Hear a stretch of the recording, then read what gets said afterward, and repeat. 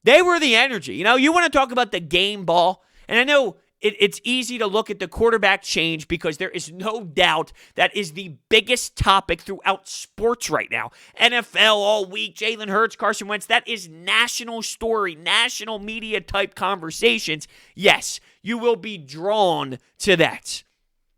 If I'm looking at the game ball, I'm going to what the defense did. The defense as a unit. Every man from the damn guys getting caught up in the practice squad really stepped up. They were the tone setters for this team, and they were the ones that helped out the offense and put them in crucial situations. And then you got to give credit. The Eagles executed. They moved the ball. They were able to get some chunk plays. They got it going. There was a big-time drive where the Saints had some momentum. Eagles got the football back. What did Jalen Hurts and the offense do? They marched downfield. They got a touchdown. Miles Sanders, boom, got a touchdown. So they needed one. They got one. Late in the game, get a touchdown. Go up 10. It was a 3-point game at that point. Go get a touchdown. Put this thing away. Well, they didn't put it away because it got a little nervous and it got a little anxious later. They finished the job, though, and that touchdown drive was important for me. How are they going to respond? How are they going to come together? How will they view Jalen Hurts in that moment? I thought Jalen Reagor had some nice plays. You saw him coming in motion. You saw them getting him the football, and he's working in space. What I've been calling Jalen Reagor to do for quite some time. And he was open. He was open early on a big-time bomb that Jalen Hurts ended up throwing a little bit out in front of him. And there were a lot questioning, did Jalen Reagor really run the route perfectly? Did he give up at some point? Did he give it his full speed? It does seem like at moments he's not giving it everything, and he's missing a little bit of something. He's got to figure that out. Now, I expect him to, and I think he's got a skill set that can be heavily utilized for more success with this team, but I think he needs to take that next step. He's still missing something, and he's still young, he's still raw, and he's still got a lot to learn. So, what a game. Wild, crazy. You can call in and leave your reaction on the Anytime Hotline, 856-442-9805. We will have the day after podcast tomorrow where I react to all your phone calls. So call in. Can't wait to hear. Unreal.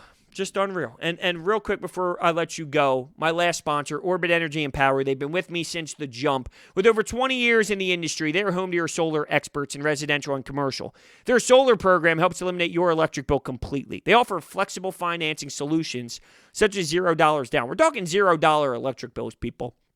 If you need any sort of upgrade to your home, they also provide water purification systems, backup energy services, battery storage, and more. Their information is down below. Offensive line, awesome play, skill players. He got great play out of his supporting cast.